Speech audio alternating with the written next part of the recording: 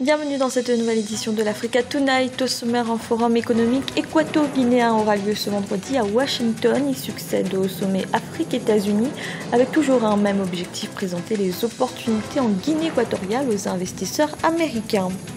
Le Sud-Soudan au bord d'une catastrophe humanitaire. 3 ans après sa création, le plus jeune État du monde s'enfonce dans le conflit. Le représentant de l'ONU dans le pays a alerté mardi la communauté internationale. Et découverte dans ce journal du Bella Mondo, un orchestre ivoirien composé uniquement de femmes. Notre correspondant est allé à la rencontre. Après le sommet Afrique-États-Unis, place au forum économique équato-guinéen. Les discussions entre les délégations africaines et les investisseurs américains continuent à Washington. Pour la Guinée équatoriale, ce rendez-vous prévu ce vendredi est une nouvelle occasion de présenter les différentes opportunités possibles dans le pays, et notamment dans le secteur agricole. Florence Assemporé. La Guinée équatoriale aspire à la relance de son secteur agricole. Lors du sommet USA-Afrique qui s'est tenu les 5 et 6 août dernier à Washington aux États-Unis, la Guinée équatoriale a réaffirmé son ambition de promouvoir l'agriculture dans le pays avec l'appui si nécessaire des investisseurs américains. Comme vous le savez, il n'y a pas de grands investisseurs américains en Guinée équatoriale.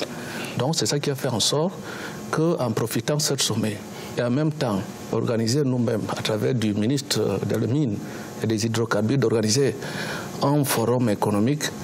Et on a pensé alors qu'avec ce forum-là, en profitant le sommet comme je vous ai signalé là, on peut vraiment essayer d'expliquer et se présenter évidemment les opportunités des différents secteurs économiques de la Guinée équatoriale. Par exemple, dans mon cas concret, l'Amérique ne collabore pas au jour d'aujourd'hui avec le ministère de l'Agriculture, mais l'intention, c'est de vraiment établir une liaison, une collaboration ferme avec les États-Unis pour nous permettre alors d'atteindre le niveau d'agriculture que nous sommes en train de vouloir atteindre. Le gouvernement équato-guinéen entend donc augmenter les investissements dans le secteur agricole afin de diversifier les sources de richesse du pays, mais également présenter les nouvelles opportunités possibles aujourd'hui pour les pays investisseurs comme les États-Unis. C'est juste pour, premièrement, présenter aux investisseurs américains, les entrepreneurs américains, les opportunités qui se trouvent au sein du ministère de l'Agriculture. Donc, avec ces présentations des opportunités-là, nous croyons qu'on peut vraiment attirer l'attention des investisseurs américains et comme ça venir en Guinée équatoriale pour essayer de collaborer, pour essayer de nous soutenir dans le programme qui a été déjà tracé pour notre gouvernement dans le secteur. À l'issue du sommet USA-Afrique ce mercredi, le président américain Barack Obama a annoncé la mobilisation de plus de 30 milliards de dollars dédiés à l'aide publique et aux investissements privés, notamment dans le secteur agricole en Afrique. Et au dernier jour du sommet Afrique-États-Unis qui s'est clôturé ce mercredi, une conférence a réuni les grands entrepreneurs africains et américains ainsi que des représentants politiques. Il a été question de l'accord commercial AGOA, mais aussi et surtout de la possibilité de mettre en place de nouveaux partenariats. Un reportage de notre envoyé spécial à Washington, Paul de Singwe. La cérémonie a eu lieu au Capitole, le prestigieux bâtiment du Congrès américain. Dans la salle des dirigeants africains et américains, ils participent au dialogue de haut niveau sur une nouvelle coopération économique entre les deux continents. Cette séance de travail a permis à chaque partie d'exposer ses potentialités économiques. Tout cela est très excitant. Tous les participants de cette conférence sont très heureux d'être là. C'est une opportunité pour tous d'échanger, de prendre contact. Cela donne aux Américains la possibilité de savoir quels sont les mouvements économiques de fond sur le continent et aux Africains la possibilité de promouvoir les actions mises en place et les possibilités de développement. Comme je l'ai précisé lors de mon intervention, nous ne sommes pas à la recherche d'aide financière, mais de partenaires économiques. Nous n'appelons pas à la philanthropie, mais à l'établissement d'échanges gagnant-gagnant entre nos deux continents. Ces dernières années en Afrique, plusieurs pays se sont lancés dans de grands chantiers structurants. C'est le cas en République démocratique du Congo, où les autorités ont lancé les travaux de la centrale électrique de Inga. Appelée Grand Inga, cette centrale aura une capacité de production de 4800 MW et devrait alimenter le Mozambique, l'Afrique du Sud et la République démocratique du Congo.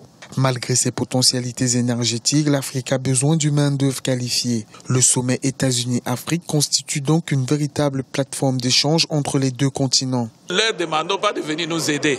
Nous leur demandons de venir faire des affaires avec nous parce que l'électricité, c'est l'un des produits les plus sûrs où on gagne de l'argent pour de longues durées.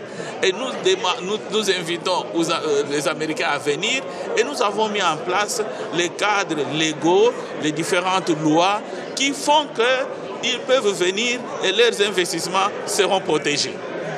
À l'issue de ce premier sommet États-Unis-Afrique, le président Barack Obama a annoncé une aide publique de 33 milliards de dollars vers l'Afrique.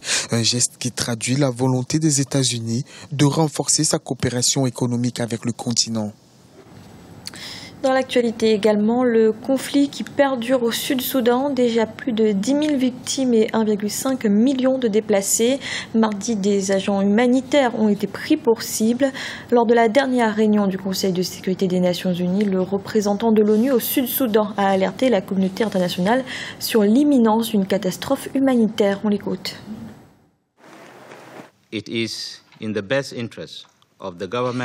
Il est dans le meilleur intérêt du gouvernement du Sud-Soudan, avec cette nouvelle série de discussions à Addis Abeba, que les parties trouvent une nouvelle vigueur afin d'alléger les souffrances de notre peuple.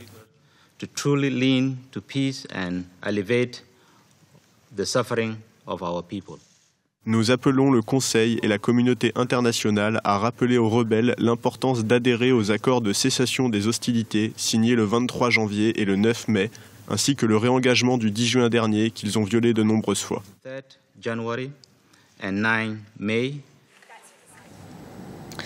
Ce jeudi 7 juillet, la Côte d'Ivoire a célébré le 54e anniversaire de son accession à l'indépendance. Pour cette commémoration, une cérémonie a eu lieu sur l'esplanade du palais présidentiel.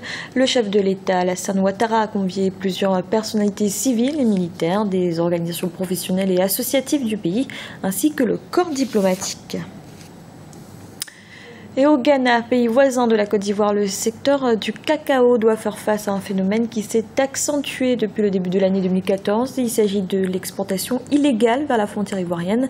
La principale raison serait la faiblesse de la devise ghanéenne. Charles de Jouvenel. Au Ghana, le secteur du cacao semble dans une impasse. De fait, suite à la baisse de 46% de la monnaie ghanéenne, le C10 face au dollar, le prix de vente des fèves de cacao est nettement plus intéressant en Côte d'Ivoire qu'au Ghana. Les cacaoculteurs ghanéens préfèrent donc vendre leur production à des passeurs qui les acheminent ensuite vers la Côte d'Ivoire, où le secteur, en forte reprise, a vu l'année dernière le gouvernement proposer un prix d'achat minimum aux agriculteurs.